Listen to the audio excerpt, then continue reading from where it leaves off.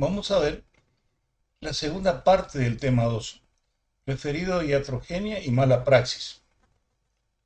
La iatrogenia es una lesión o enfermedad provocada por una práctica médica correcta. Iatros significa médico y genie producir. Las lesiones se producen a pesar de haberse realizado el tratamiento correcto. Eso marca la diferencia con la mala praxis. Y fíjense usted que yo me imagino de que pueden provocar también una sorpresa mucho, porque generalmente en medicina humana o veterinaria se trata de utilizar en forma indistinta como medicina, digamos, iatrogenia o mala praxis como sinónimo. Iatrogenia son las lesiones producidas o que se producen a pesar de haberse realizado el tratamiento correcto. Esto marca la diferencia con la mala praxis. Para poner un ejemplo, me parece que es lo más, digamos, correcto desde el punto de vista didáctico para poder dar un ejemplo y que se entienda mejor. Vamos a ver en este caso la evolución de un tumor en el párpado de un perro que tenía aproximadamente 4 años. Normalmente, y con buen criterio, los tumores que tienen esta ubicación, por lo general, no se los extirpan hasta que no pongan en riesgo digamos, la estructura anatómica del globo ocular, porque generalmente, posteriormente a la extracción del tumor, en caso de realizarlo por su ubicación, pueden provocar una retracción del párpado, y esa retracción del párpado se denomina entropión, que va a producir digamos, una inversión del borde libre del párpado, provocando una lesión severa en el globo ocular. Ese era el criterio que se tenía hasta un cierto tiempo, pero luego de pasado el tiempo y observado estos casos, uno ha podido comprender que realmente los límites que permiten la intervención del párpado son bastante amplios. Y esa es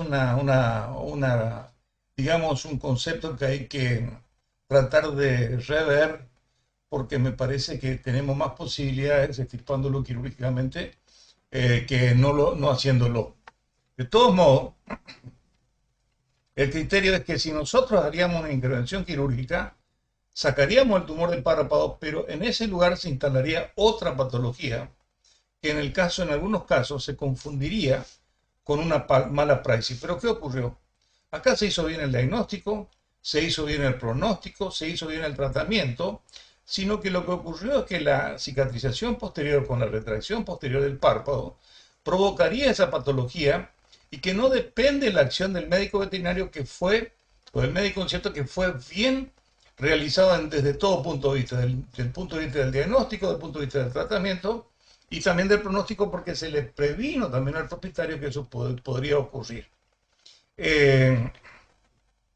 No obstante eso, y ante el desarrollo exagerado que iba tomando ese tumor, se procede a extirparlo, ese tumor, usándose, ¿no es cierto?, un electrobisturí en punta, a efecto de provocar los menos daños posible, y de esa manera tratar digamos, de no lesionar el párpado en demasía para que no se instale esa posible afección que se denomina entropión.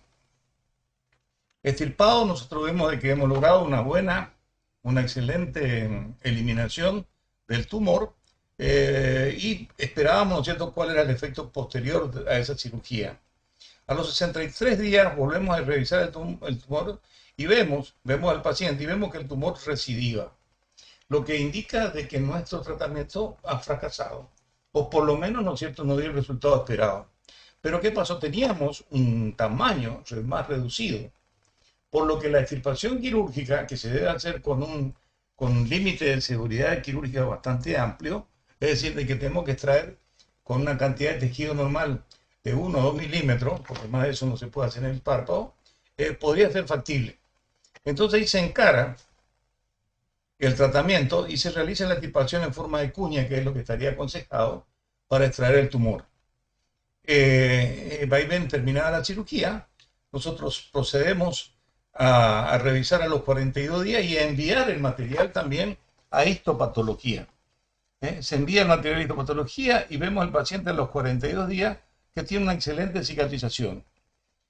Y vamos a obtener como resultado final digamos, el diagnóstico histopatológico es un documento. Es un documento emitido por un histopatólogo que hace un estudio histológico de la pieza quirúrgica y en donde hace una descripción detallada de la patología y nos hace mención si la resección fue completa o no.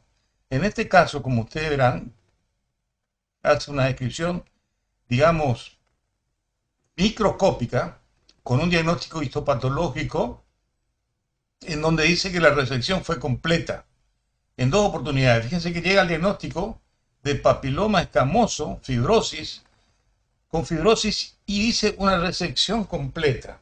Esto es un documento, por eso es importante que luego, cuando se le entrega el informe al médico veterinario, es conveniente que él tome una fotocopia de esto y lo guarde, ¿no es cierto? Porque esto es un documento, lo que indicaría que el proceder del médico veterinario fue correcto porque extirpó todo el tumor.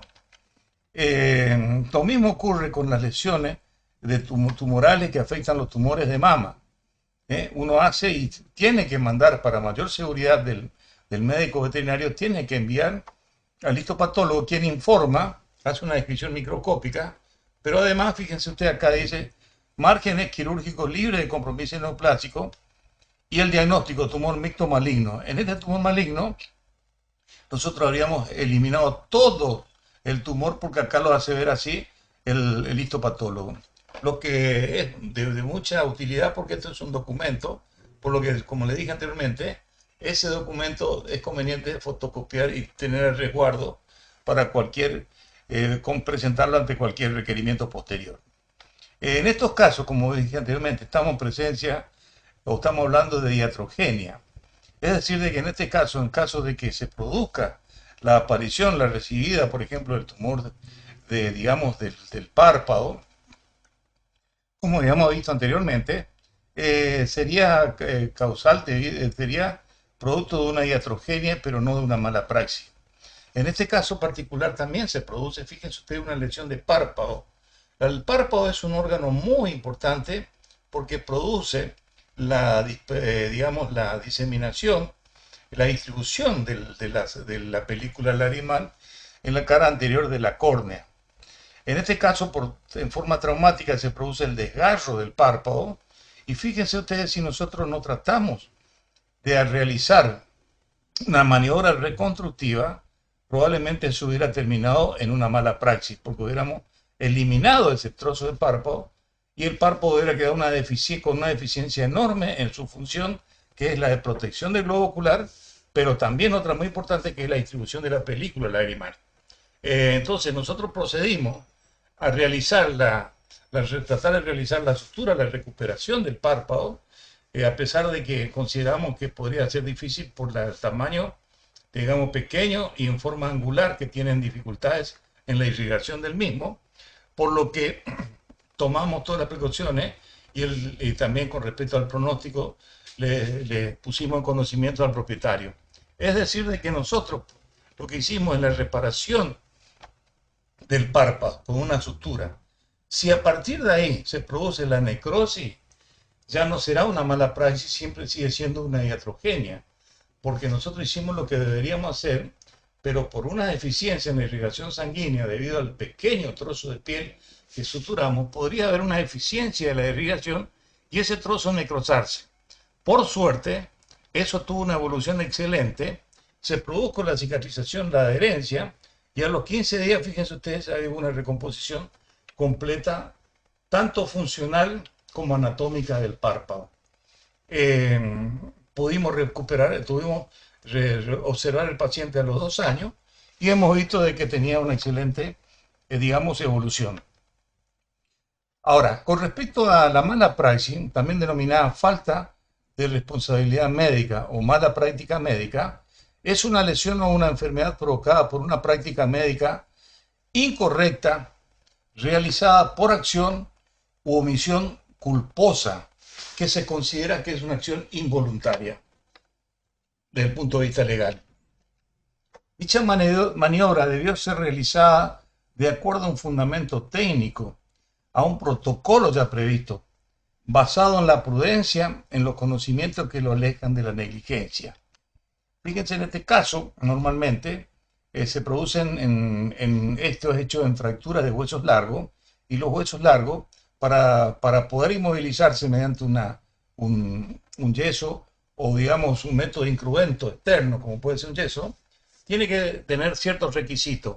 Producir la inmovilización de las dos articulaciones que comprometen a la fractura, es decir, en este caso, la húmero radiocubital y la radiocárpica. En este caso, fíjense ustedes que se trató de inmovilizar, pero no se inmovilizó la húmero radiocubital, y fíjense cómo se produjo la curvatura del vendaje, produciendo una inestabilidad que va a provocar digamos, una no unión, que es una patología de la fractura, es decir, no se va a producir la unión de la fractura. Fenómeno que se denomina no unión. Eso es porque, digamos, se hizo la inmovilización no siguiéndose los protocolos de la colocación de una inmovilización externa en la fractura. Esto ya indica que al no cumplirse el protocolo, estamos realizando una práctica médica incorrecta. En estos casos, fíjense usted que se observa una fractura de radio de cúbito que se colocó el yeso encima, existe una inmovilización húmero radiocubital y la radiocárpica, pero la coaptación de los cabos fracturarios y el radio del cúbito no son correctas, por lo que también acá no se va a producir la coaptación de los cabos fracturarios. Lo mismo ocurre en esta radiografía, en donde ustedes ven una imagen antero-posterior de un radio de un cúbito fracturado e inmovilizado con un yeso.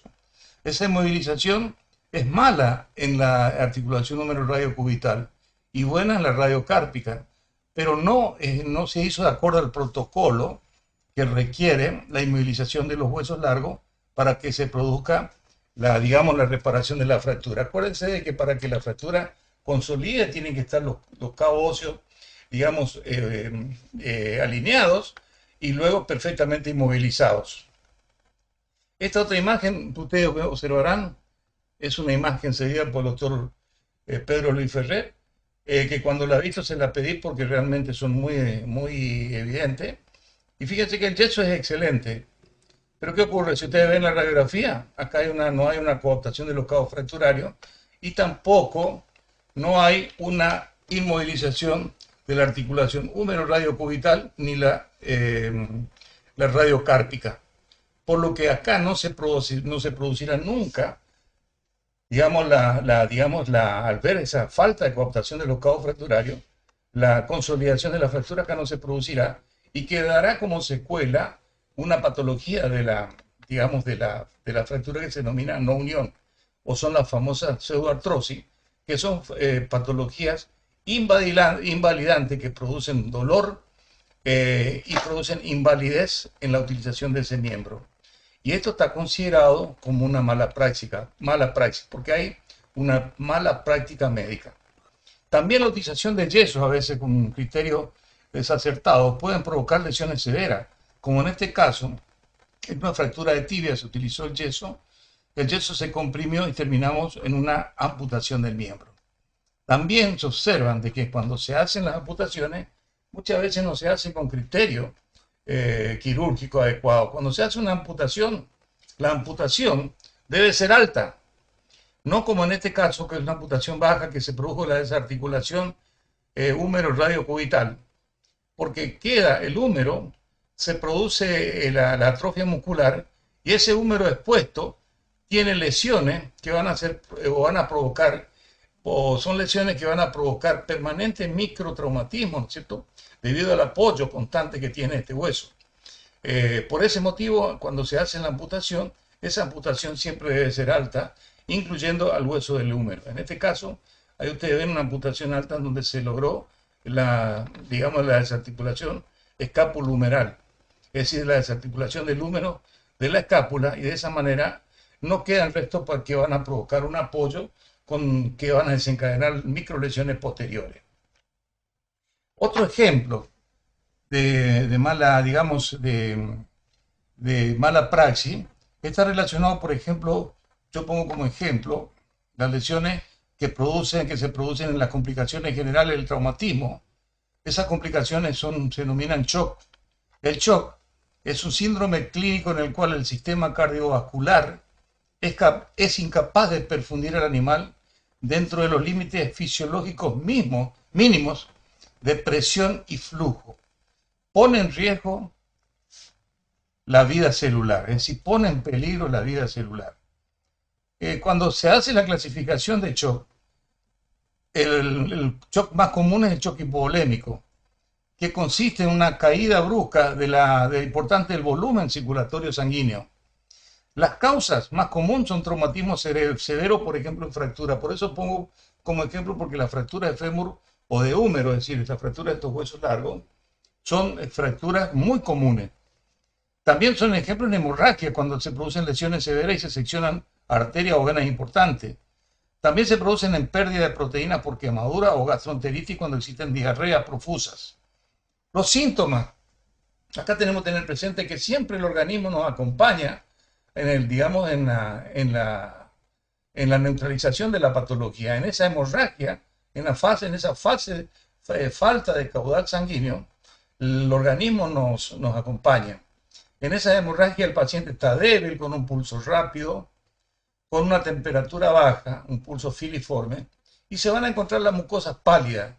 La mucosa van a estar blanca, debido a que existe una vasoconstricción compensadora.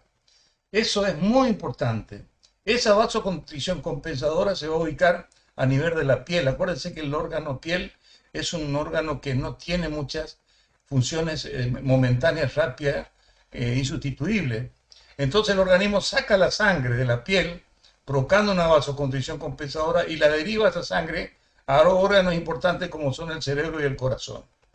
Pero ¿qué ocurre? Si en ese momento nosotros hacemos alguna medicación, como es la colocación de tranquilizantes, como es los derivados fenotiazínicos, eso produce una vasodilatación periférica y vamos a quebrar ese equilibrio o esa reacción compensadora representado por la vasoconstricción periférica, y esa vasoconstricción periférica va a terminar en una vasodilatación periférica y puede provocar hasta la muerte del paciente. Por eso está contraindicado el uso de tranquilizantes y de hacerlo configuraría una maniobra de mala praxis. Fíjese, los pacientes que se utilizan fenotiazina para la tranquilización prequirúrgica presentan este grado de vasodilatación periférica, que en el caso de un paciente con una hemorragia profusa, estas mucosas están rojas, tienen un llenado capilar lento y que van a ver ustedes que están totalmente enrojecidas esas mucosas, lo que indica que existe una vasodilatación periférica, todo ello no deseado en un shock hipovolémico. La falta de responsabilidad médica, o mala práctica médica, o mala praxis, dijimos que es una lesión o una enfermedad provocada por una práctica médica incorrecta, realizada por acción u omisión culposa. Al decir culposa se la considera desde el punto de vista judicial como una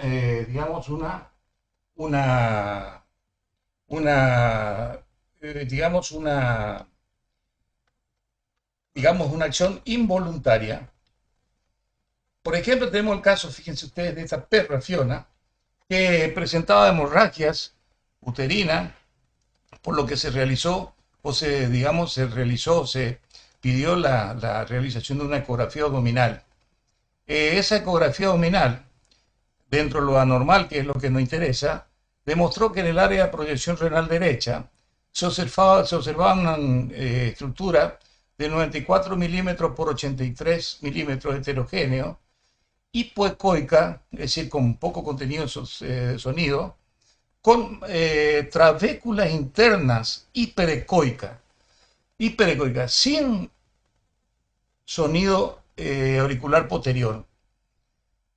Quiere decir de que, ¿no es cierto? Ustedes saben de que la ecografía se realiza a través de una captación especial y una lectura especial de la emisión de sonido. Y eso era que llegaba hasta ese lugar y no pasaba. Lo que demostraba que había algo que estaba obstruyendo a ese nivel el pasaje de la onda sónica del ecógrafo. por lo que se decide realizar una laparotomía exploratoria, porque dentro de los, digamos, diagnósticos que había una necrosis de muñón, porque ese paciente fue, digamos, tratado o fue sometido a una cirugía anterior de ovario, de castración, de ovarectomía. O podría ser una cistitis, pero no obstante ello, se realiza o se sugiere hacer una laparotomía. Se hacen los análisis prequirúrgicos correspondientes, en donde los análisis de sangre no demuestran ninguna alteración, tanto digamos, de los valores de sanguíneo como el perfil renal y el perfil hepático. Se rehace la laparotomía exploratoria y después de varias horas se comienza a ver la presencia de una secreción anormal, se profundiza la investigación en ese lugar y se observa la presencia de un cuerpo extraño representado por un trozo de gas. Ahí ustedes ven, se realizó un pequeño video, que estaba incluido dentro de la cápsula de un riñón, del que aparentemente fue abordado para eliminar algunos parásitos que presentaba, quedando en ese lugar, ¿no es cierto?, digamos, la gasa. Esta gasa, fíjense ustedes. Y era lo que estaba dando esa falta o esa presencia de un cuerpo extraño detectado por el ecógrafo. Procedimos luego a realizar digamos, con precaución la eliminación de ese cuerpo extraño y posteriormente procedemos a realizar el cierre digamos, del abordaje quirúrgico. En este caso, esto se considera, fíjense ustedes, una maniobra. Esto se considera una maniobra de mala praxis porque no hubo material, digamos, no hubo elementos que vayan, no hubo cuidado que pudo prevenir la presencia de este cuerpo extraño dentro de la cavidad abdominal. Ahí ven ustedes los elementos, cómo quedó el área quirúrgica explorada, y eso configuraría, ¿no es cierto?, una maniobra de mala praxis. Otro que sí esto constituye una maniobra de mala praxis, ya con un acto, no diría involuntario, totalmente voluntario, y realmente es vergonzoso de que estas maniobras sean practicadas por algunos profesionales veterinarios, pero se ha podido constatar. Fíjense la hemómetra de muñón provocada en forma dolosa.